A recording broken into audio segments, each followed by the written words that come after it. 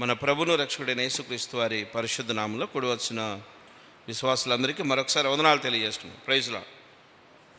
దేవుని కృపా మహదైశ్వర్యం, ఆయన కాపుదల, ఆయన భద్రత మన ఎడల, మన కుటుంబాల ఎడల హెచ్చుగా ఉండడాన్ని బట్టి మరొక పరిశుద్ధ పునరుద్ధాన పండుగ దినంలో ప్రవేశించడానికి ప్రభు కృప చూపించారు. వాస్తవానికి చూస్తూ ఉన్నప్పుడు, లోకంలో జరుగుతున్న ఆయా సంగతులను బట్టి వీక్షిస్తూ ఉన్నప్పుడు అనేకులు భూమి మీద లేకుండా వెళ్ళిపోయారు అంటే ఒక రకంగా చెప్పాలంటే ఉగ్రతకు నాశనమయ్యారు అని మనం చెప్పవచ్చు. కారణం ఏమంటే వారు ఈ భూమి మీద నుండి వెళ్ళిపోయిన విధానం అత్యంత బాధాకరమైన స్థితి. ప్రస్తుతం యుద్ధాలు చూస్తూ ఉంటే ఆ మాట మనం చెప్పగలం.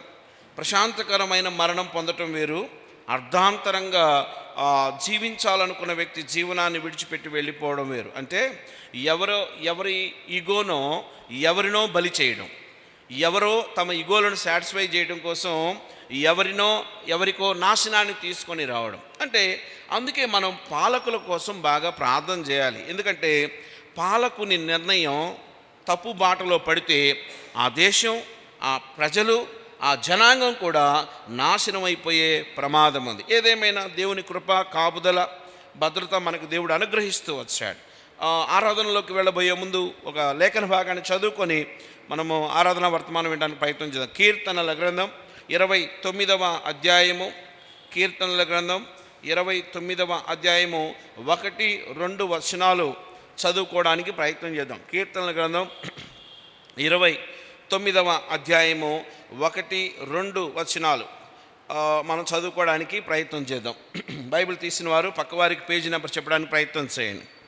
కీర్తనల గ్రంథం 29వ అధ్యాయము 1-2 వచనాలు అందరం కలిసి చదువుకుందాం. దైవపుత్రులారా, చదువుతున్నారా? దైవపుత్రులారా, యెహోవాకు ఆరోపించుడి, ప్రభావ మహాత్యములను యెహోవాకు ఆరోపించుడి. యెహోవా నామమునకు చెందవలసిన ప్రభావమును ఆయనకు ఆరోపించుడి. ప్రతిష్టములగు ఆభరణములను ధరించుకొని ఆయన ఎదుట సాగిలపడుడి. మరొకసారి చదువుకుందాం. దైవపుత్రులారా, యెహోవాకు ఆరోపించుడి, ప్రభావ మహత్యములను యెహోవాకు ఆరోపించుడి. యెహోవా నామమునకు చెందవలసిన ప్రభావమును ఆయనకు ఆరోపించుడి. ప్రతిష్టములగు ఆభరణములను ధరించుకొని ఆయన ఎదుట సాగిలపడుడి. వాక్య సహాయం కొరకు చిన్న ప్రార్థన చేసుకుందాం. మనుషులు మాట్లాడితే ఉపయోగం లేదు. మనుషులందరూ వెర్రి ఆలోచనలు చేసేటటువంటి వారే. మన దేవుడు మాట్లాడే దేవుడు, సూటిగా స్పష్టంగా మనకు అర్థమయ్యే రీతిలో మనల్ని సంధించగలిగిన దేవుడు. చిన్న ప్రార్థన చేస్తాం. మహాపరిశుద్ధుడా, మరొకసారి నీ సన్నిధికి వస్తున్నాం. ఎన్నిసార్లు నీ పాదాల వద్దకు వచ్చినా త్రోసివేసే దేవుడు కాదయ్యా. నీ సన్నిధిలో ఆ స్వేచ్ఛ, స్వాతంత్రం మీరు మాకు అనుగ్రహించారు. అబ్బా తండ్రి అని మొరపెట్టుకున్నప్పుడు నీ పరిశుద్ధ పర్వతము నుండి ఉత్తరం ఇచ్చే మా మంచి దేవుడు తండ్రి, మీకు వందనాలు అయా. క్షమించుటకు సిద్ధ మనస్కుడవు, మీకు వందనాలు ప్రభా. ఈ ఆరాధనా సమయాన్ని దీవెనకరంగా మార్చండి. చదవబడిన లేఖన భాగం మా వినికిలో దీవించి ప్రభా, అర్థం చేసుకున్న వారమే యోగ్యకరంగా నిన్ను ఆరాధించగలిగే కృప, అర్హత మాకు దయచేసి మీరు మహిమ పొందమని నజరేయుడైన యేసుక్రీస్తు వారి పరిశుద్ధ నామంలో ప్రార్థించి అడిగి వేడుకొంచున్నాము తండ్రి, ఆమేన్.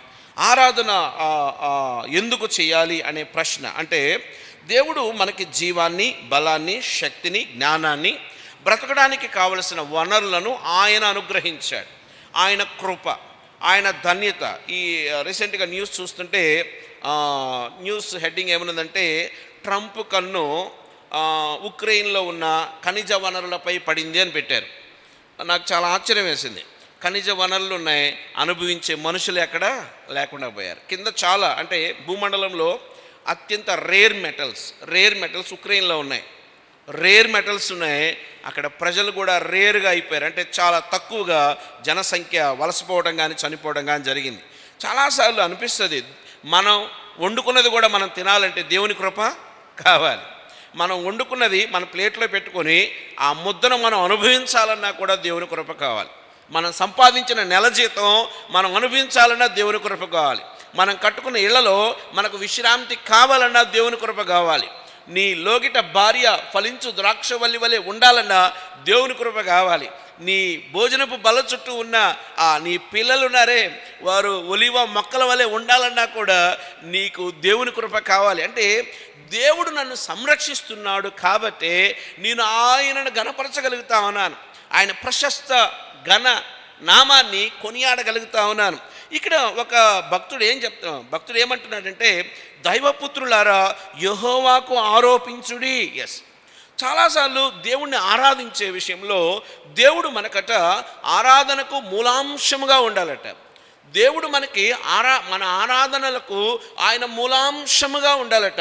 చాలాసార్లు మానవులు దేవుణ్ణి ఎందుకు హృదయపూర్వకంగా ఆరాధన చెయ్యలేకపోతున్నారు అంటే, దేవుణ్ణి సెంట్రిక్ పాయింట్గా చేసుకోవలసిన వారు మరి ఏదో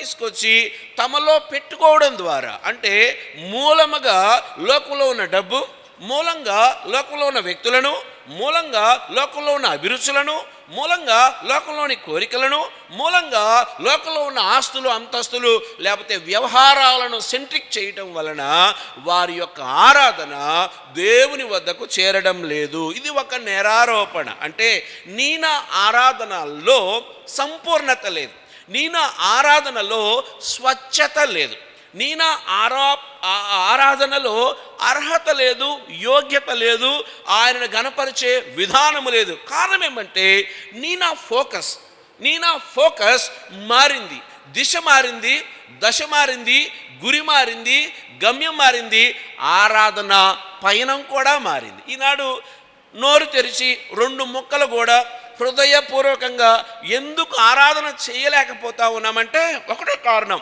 మన గురి, మన గమ్యం దేవుని మీద నుండి పక్కకి తొలగిపోయింది. అందుకే యోగ్యకరమైన ఆరాధన చేయలేకపోతా ఉన్నాం. అందుకే భక్తుడు అంటున్నాడు, దైవపుత్రులారా మీరు ఎలాగ దేవుణ్ణి ఆరాధించాలి? యెహోవాకు ఆరోపించుడి. ఆరోపణ అంటే ఏంటి చెప్పండి? తెలుగులో చాలా మంచి పదాలు ఉంటాయి. ఆరోపించడం అంటే ఏంటి? నేరారోపణ అనే మాట కనిపిస్తుంది. నేరాన్ని ఆరోపించడం అంటే ఆ పర్టికులర్ వ్యక్తి యొక్క అంటే ఏమి చేశాడో దాన్ని రుజువు చేశాడని చెప్పడానికి చేసే ప్రయత్నం, అంటే నేరారోపణ అన్నట్టుగా ఇక్కడ దేన్ని ఆరోపించాలంట అంటే ఆ మాట యొక్క డెన్సిటీ, తీవ్రత కనిపిస్తూ ఉంది. యెహోవాకు ఆరోపించుడి. ఆయనకు మన ఆరాధనలను ఆయనకు సబ్మిట్ చేయాలి. ఎందును బట్టి చేయాలంటే ఆ ప్రభావ మహత్యములను యెహోవాకు ఆరోపించుడి. నా దేవుడు ప్రభావం కలిగిన దేవుడు, గొప్ప ఇంపాక్ట్ చూపించగలిగిన దేవుడు, మానవ బ్రతుకులను ప్రభావితం చేయగలిగినటువంటి దేవుడు. ఆయన ప్రభావం ఉమ్మి నేల మీద పూసి మట్టితో ఇలా అని కళ్ళకు పూస్తే కళ్ళు వచ్చినాయి అంట. ఇది ఎక్కడ వింత కదండి? అసలు ఉమ్మిలో చాలా బ్యాక్టీరియా ఉంటుంది. అందుకే డాక్టర్స్ అంటారు, నలకలు తీసేవాడు నాలుకతో నలకలు తీస్తాను రండి అంటే అక్కడికి వెళ్ళకూడదట. ఎందుకంటే తెలుసా, ఈ నాలుకతో నలకలు తీసేవాడి యొక్క లాలాజలంలోనే చాలా భయంకరమైన ఇవి ఉంటాయి. ఇప్పుడు ఇలా చూద్దాం, ఆయన ఉమ్మిలో ప్రభావం కదా, ఆయన వస్త్రపు చెంగులో ప్రభావం. ఒక ఆవిడ దూరంగా ఉంది, దగ్గరకు రాలేకపోతా ఉంది, ప్రాబ్లం చాలా సివియర్గా ఉంది, చెప్పుకునే ప్రాబ్లం కూడా కాదు, చాలా భయంకరమైన స్థితి. తన స్థితి తెలిస్తే అందరూ చేదరించుకునే పరిస్థితి. కళాచర్యం ఆయన వస్త్రపు చెంగును తాకిన వెంటనే ఏమైందంట? ఆయన ప్రభావము, అక్కడ చాలా చక్కని మాట ఉంటుంది ఏంటంటే, ఆయన ప్రభావము ఆమెలోకి వెడలిపోయెను కదా. ఎంత అద్భుతం! ఆయన అంత ఇంపాక్ట్, ఆయన మానవ జీవితాలను ప్రభావితం చేయగలిగిన వాడు. అవును, ఆయన నన్ను కూడా ప్రభావితం చేశాడు, నన్ను కదిలించాడు.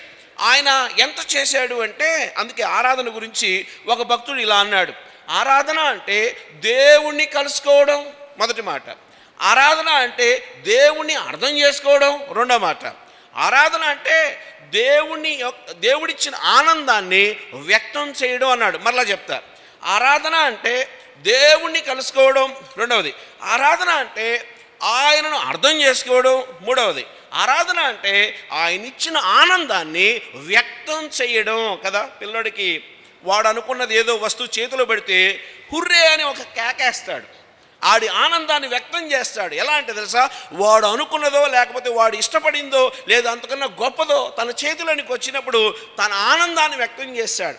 ఆరాధన అంటే పాడిందే పాట రాదేదో దాసుడా అన్నట్టు 4 ముక్కలు నోట్లో వేసి ఇక్కడ పలకడం కాదు. ఆరాధన అంటే నేను దేవుణ్ణి ఎదుర్కొనబోతున్నాను అంటే, దేవుణ్ణి ఎదుర్కొని పోయేవాడు ఎంత సిద్ధపాటుతో, ఓకే పక్కన పెడదాం. నేను ఆయనను ఎదుర్కొంటాను అంటే ఆయన కలుసుకుంటాను. రెండవది, ఆయనను అర్థం చేసుకుంటాను. ఎంత అంటే ఆయన ఏమై ఉన్నాడు, ఆయన కృప ఎట్టిది, ఆయన ఘనత ఎట్టిది, ఆయన నన్ను సంరక్షించిన విధానం ఎట్టిది, అసలు నన్ను ఎన్నుకున్న విధానం ఎట్టిది.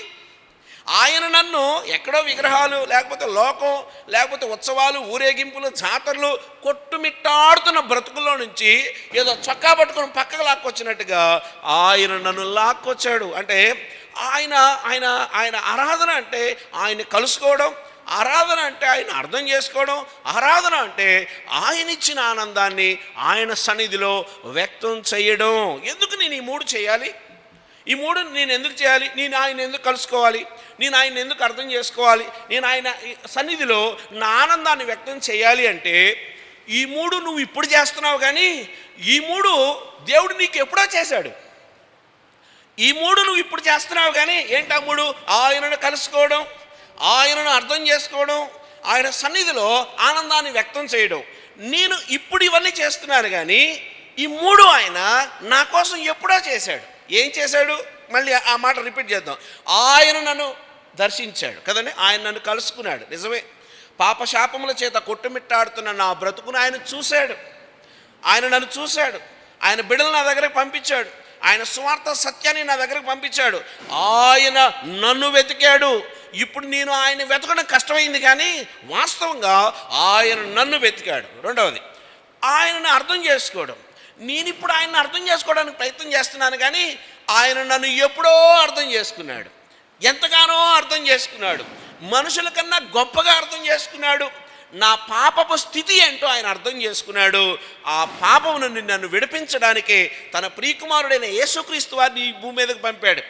ఇప్పుడు నేను ఆయన్ని అర్థం చేసుకోవడం ఇప్పుడు చేస్తున్న పని, నన్ను ఆయన ఎప్పుడో అర్థం చేసుకున్నాడు. మూడో మాట, ఆయన సన్నిధిలో నేను ఇప్పుడు ఆనందాన్ని వ్యక్తం చేస్తున్నా, కానీ వాస్తవం ఏంటంటే ఆయన నన్ను కలుసుకొని, ఆయన నన్ను అర్థం చేసుకొని, ఆయన రక్షణానందాన్ని నాకు కలగజేశాడు. అంటే ఆయన రక్షించడం వల్ల నాకు ఈ ఆనందం, ఆయన రక్షించడం వల్ల నాకు ఈ సన్నిధి, ఆయన రక్షించడం వల్ల నాకు ఈ పరిశుద్ధ గుంపు సహవాసం. ఆయన నన్ను రక్షించుకున్నాడు కాబట్టి ఆయన నేను ఆరాధించుకునే ధన్యత. అంటే నేను చేసే ఈ మూడు నాకు ముందుగా నా ప్రభు నా కోసం చేశాడు కాబట్టి స్టిల్ ఐఎమ్ ప్రాక్టీసింగ్. అంటే నా ఆరాధనను నేను ఆయన కలుస్తాను, నా ఆరాధనలో నేను ఆయన అర్థం చేసుకుంటాను, నా ఆరాధనలో ఆయన నా ఆనందాన్ని నేను ఆయన సన్నిధిలో వ్యక్తం చేస్తాను. బాగానే ఉంది. అసలు ఆయన ఎందుకు ఆరాధించాలి చూద్దాం. కొన్ని మాటలు. కీర్తన గ్రంథం 29వ అధ్యాయం 1-2 వచనాలు. నేను ఆయన ఎందుకు ఆరాధించాలి? ఒక ప్రశ్నతో వర్తమానాన్ని స్టార్ట్. కీర్తన గ్రంథం 29వ అధ్యాయం 1-2 వచనాలు ఏమని రాయబడింది? ఓకే, అది ఇప్పుడు ఆల్రెడీ చూసాం. అక్కడ 1 కొరింథీ 10వ అధ్యాయం 31వ వచనం. కొరింథీలకు రాసిన మొదటి పత్రిక 10వ అధ్యాయము 31వ వచనం ఏమని రాయబడింది? ఆయన నేను ఎందుకు ఆరాధించాలి? 10:31 1 కొరింథీ 10వ అధ్యాయము 31వ వచనం. కాబట్టి మీరు భోజనము చేసినను పానము చేసినను మీరేమి చేసినను సమస్తమును దేవుని మహిమ కొరకు చేయుడి. చాలా ప్రాముఖ్యమైన మాట. ముందున్న భోజనం పానాలు పక్కన పెడదాం. ఆ తర్వాత ఒక శ్రేష్టమైన మాట ఉంది. ఏంటో తెలుసా? నేనేం చేసినా, ఇలా అనుకుందాం, నేనేం చేసినా నేను చేసే ప్రతిదీ కూడా ఆయన నామానికి మహిమ రావాలి. నా నడక ఆరాధన అంటే నువ్వు మంచిగా ఆ ప్రవర్తన కలిగి ఉండడం ఆరాధన. నువ్వు మంచిగా ఆయన కొరకు జీవించడమే నిజమైన ఆరాధన.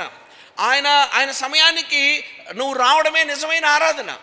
ఆయనను ఆయనగా ఆరాధించడం నిజమైన ఆరాధన. అందుకే మీరు భోజనం చేసినా పానం చేసినా ఏమైనా చేయండి, మీరేమైనా చేయండి, మీరు చేసిన పని ద్వారా దేవుని నామానికి మహిమ వస్తుందా లేదా అంటే మన బ్రతుకులు దేవుని నామానికి మహిమ తీసుకొచ్చేవిగా ఉండాలి. తర్వాత ఎఫెసీయులకు రాసిన పత్రిక 1వ అధ్యాయం 3 నుండి చూస్తే శ్రేష్టమైన మాటలు రాయబడి ఉన్నాయి. ఎఫెసీయులకు రాసిన పత్రిక అపోస్తలుడైన పౌలు ఎఫెసీయులకు రాసిన పత్రిక 1వ అధ్యాయం 3 నుండి చూస్తే ఇంకా మనం ఆయన్ని ఎందుకు ఆరాధించాలి?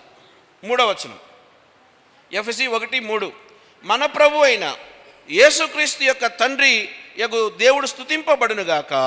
ఆయన క్రీస్తునందు పరలోక విషయంలో ఆత్మ సంబంధమైన ప్రతి ఆశీర్వాదమును మనకు అనుగ్రహించను. నేను దేవుణ్ణి ఎందుకు ఆరాధించాలి? ఒకటి, నేనేం చేసినా నా బ్రతుకు ఆయనది కాబట్టి, ఈ బ్రతుకు ఆయన పెట్టిన భిక్ష కాబట్టి, బ్రతకడానికి నాకు ఆయన ఆయుష్కాలాన్ని ఇచ్చాడు కాబట్టి, ఆయన నా నిర్మాణకుడు కాబట్టి, ఆయన నా సృష్టికర్త కాబట్టి, నేను భోజనం చేసినా, నేను పానము చేసినా, నేనేం చేసినా నా జీవితంలో ప్రథమాంశం, మూలాంశం ఏంటంటే ఆయనను గణపరచడం. రెండవదిగా ఆయన నాకు ఇంకేం చేశాడంటే, అక్కడ మన ప్రభువైన యేసుక్రీస్తు యొక్క తండ్రి యొక్క దేవుడు స్తుతింపబడుగాక, ఆయన క్రీస్తునందు పరలోక విషయములలో ఆత్మ సంబంధమైన ప్రతి ఆశీర్వాదమును మనకు అనుగ్రహించను. ఎస్, వాస్తవంగా ఈ పరలోకం అనే కాన్సెప్ట్ నాకు ఇంతకుముందు తెలియదు. ఈ పరలోకానికి వెళ్ళాలన్న సంగతి కూడా నాకు అవగాహన లేదు. నా పితరుల నుండి నాకు అర్థమైంది ఏంటంటే, అరే స్వర్గం ఒకటి ఉంది, నరకం ఒకటి ఉంది అనేది తెలుసు. స్వర్గం అంటే మంచోళ్ళంతా ఆడుంటారు, చెడ్డోళ్ళంతా నరకంలో ఉంటారని నేను నమ్ముకున్నవి నాకు బోధ చేసుకుంటూ వచ్చాయి. కానీ నా ప్రభు నాకేం చెప్పాడంటే, అసలు ఆ ఉన్నతమైన రాజ్యం ఎంత గొప్పదో, ఆ పరలోక రాజ్యానికి అర్హులు ఎవరో, ఏ ఆత్మ సంబంధమైన వ్యక్తులు అంటే శరీర సంబంధమైన స్థితిని నలగగొట్టుకున్న వారే, విరగొట్టుకున్న వారే దేవుని సన్నిధిలో వారు వారి ఆత్మల చేను వెలిగించబడిన అనుభవంలోనికి వచ్చిన వారు, రేపొద్దున వారు చనిపోయినా అంటే మన్నైనది మంటికి చేరును, ఆత్మ దాన్ని దయచేసిన దేవుని వద్దకు చేరును అని ఒక రోజున నేను జస్తే, ఒక రోజున నన్ను పాతి పెడితే, ఒక రోజున నేను కుళ్ళిపోతే ఇది నా దేహానికి జరిగే మర్యాద, కానీ నా ఆత్మకు కుళ్ళు పట్టనివ్వడు నా మంచి దేవుడు. నా ఆత్మను కుళ్ళు పట్టనివ్వడు నా మంచి దేవుడు. ఎందుకో తెలుసా? నా ఆత్మ ఆయనతో కలిసి యుగయుగాలు ఉండే ధన్యత నాకు అనుగ్రహించాడు. ఇప్పుడు నాకు ఇచ్చిన ఆశీర్వాదం భూ సంబంధమైనది కాదు. ఇప్పుడు నాకు ఇవ్వబడిన ఆశీర్వాదం పర సంబంధమైనది, పరలోక స్థాన సంబంధమైనది, పరలోక సహవాసం సంబంధమైనది, పరలోకంలో దేవుని కీర్తించే ఉన్నతమైన ధన్యత. అందుకే నేను ఆయన ఆరాధిస్తాను. ఎందుకంటే 4వ వచనంలో కూడా ఉంది, ఎఫెసీయులకు రాసిన పత్రిక 1:4 కూడా ఆ మాట కనబడి ఏమని రాయబడింది? ఎట్లనగా తన ప్రియుని యందు తాను ఉచితముగా మనకు అనుగ్రహించిన తన కృపా మహిమకు కీర్తి కలుగునట్లు. ఎస్ ఆయన నాకు రక్షణను ఫ్రీగా ఇచ్చాడు. నేను ఈ భూమి మీద వెల కట్టకుండా ఏవి నాకు రావు, వెల కట్టకుండా నాకేవి రావు. పండగ చీర తీసుకురాకపోతే ఇంటి ఆవిడ కూడా అలిగే ప్రమాదం ఉంది. నేను ఫీజు కట్టకపోతే నా పిల్లలే ఈయన కడుపున అనవసరంగా పుట్టాననే ప్రమాదం ఉంది. సో నా భూ సంబంధమైనవన్నీ కూడా ఆర్థిక లావాదేవీలే మ్యాక్సిమం. అయితే ఆశ్చర్యం ఏంటంటే, నా దేవుడు నాకు ఇచ్చిన రక్షణ ఉందే, ఇట్స్ ఏ ఫ్రీ. ఇది చాలా అద్భుతం. విలువైన దాన్ని ఎవడైనా వెల కట్టకుండా ఇస్తాడా? విలువైన దాన్ని ఎవడైనా వెల కడతాడు. ఎందుకంటే విలువైంది కాబట్టి.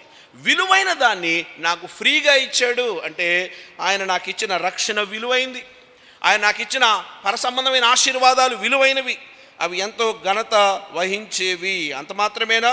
అంత మాత్రం 6వ వచనంలో మాట ఉంది. ఏమని రాయబడింది? ఎఫెసీ 1:6. మనము ఎఫెసీయులకు రాసిన పత్రిక 1వ అధ్యాయం 6వ వచనం, మనము తన ఎదుట పరిశుద్ధులమును నిర్దోషములనై ఉండవలనని జగత్ పునాది వేయబడక మునిపే ప్రేమ చేత ఆయన క్రీస్తులో మనలను ఏం చేశాడంట? ఏర్పాటు చేసుకున్నాడు. ఎక్కడ నిలబడాలి? రేపొద్దున ఎక్కడ నిలబడాలి కదా? ఇంటర్వ్యూలో ఆఫీసర్స్ ముందు నిలబడినోడికి చెమటలు పట్టేస్తాయి. ఎందుకని? ఆ ఇంటర్వ్యూలో ఏం ప్రశ్నలు అడుగుతారో తెలియదు కదా. ఒక చిన్న ఇంటర్వ్యూ వణుకు పుట్టేస్తూ ఉంటుంది. కానీ ఆశ్చర్యం, రేపు ఒక రోజున నేను ఆయన ముందు నిలబడాలి. ఎలా?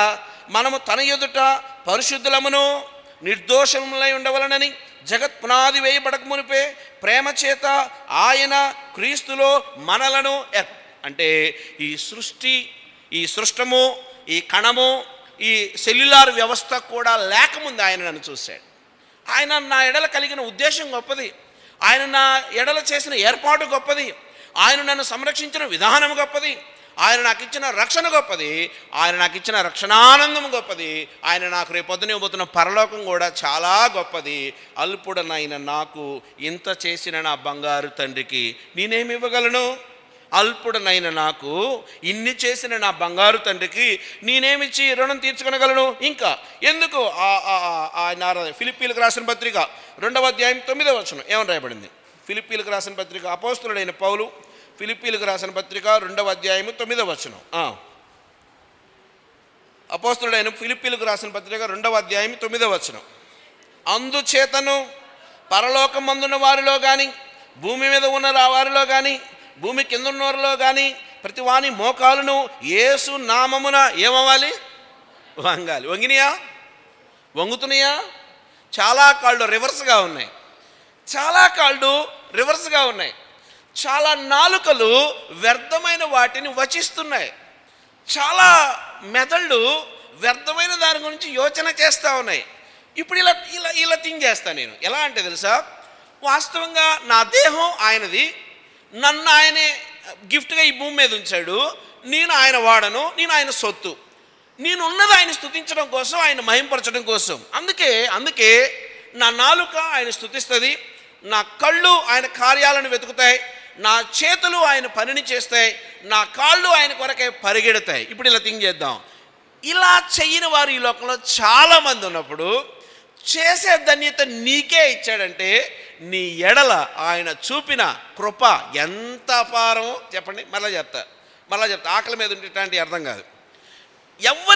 అందరికీ ధన్యత ఇవ్వబడింది, అందరూ మారు మనసు పొందాలి, అందరూ ఆయన నామాన్ని స్తుతించాలి, ప్రతి మోకాలు వంగాలి, ప్రతి నాలుక ఆయన స్తుతించాలి, ప్రతి జనాంగం ఆయనకి సాగిలపడాలి. కానీ అలాంటి పరిస్థితుల్లో నేను వ్యర్థమైన వాటిని వచించకుండా, వ్యర్థమైన వాటి గురించి ఆలోచించకుండా కేవలం ఆయన ప్రశస్త ఘన నామాన్ని అర్థం చేసుకొని నా మోకాళ్ళు ఆయన సన్నిధిలో వంచి నా నాలుకతో ఆయన గణపరచడం దేవుడు నాకు ఇచ్చిన ఎంతో ఉన్నతమైన ఆధిక్యత. ఆయన ఆరాధించడం అంటే చిన్న విషయం కాదు. ఏదో 9:30కి ఆరాధన అంటే 10ంటికి వచ్చి పాటలు ఇంకా అవ్వలేదు, కింద 2 రౌండ్లు వేసి మళ్ళీ పైకి వద్దాం అనుకునే అలా చులకన చేయబడే సమయం కాదు. ఆరాధన అంటే నేను ఆయన కలుసుకోవాలి, ఆరాధన అంటే నేను ఆయన అర్థం చేసుకోవాలి, ఆరాధన అంటే నా ఆనందాన్ని ఆయన సన్నిధిలో వ్యక్తము చేయాలి. ఎస్, బాగుంది. ప్రతి నాలుక వంగాలి, ప్రతి మోకాలు ఆయన స్తుతించాలి. బాగానే ఉంది. అయితే ఇంత చేస్తున్న నా బంగారు తండ్రి ఎలాంటాడో చూసి మనం ఆరాధనలోనికి వెళ్ళిపోదాం. అపోస్తల కార్యములు 17వ అధ్యాయం 28వ వచనం ఏమని రాయబడింది? అపోస్తల కార్యములు 17వ అధ్యాయము 28వ వచనం ఏమని రాయబడింది?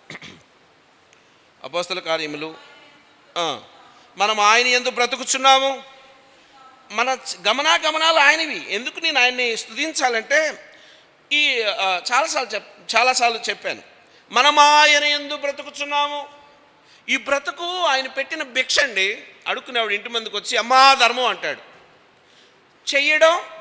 చెయ్యకపోవడం that's your will and wish కదండి. అడుక్కునేవాడు వచ్చాడు, అమ్మా ధర్మం అన్నాడు, పెడితే పెడతా, పెట్టకపోతే పెట్టను, అది నా ఇష్టం కదండి, నా ఇష్టం.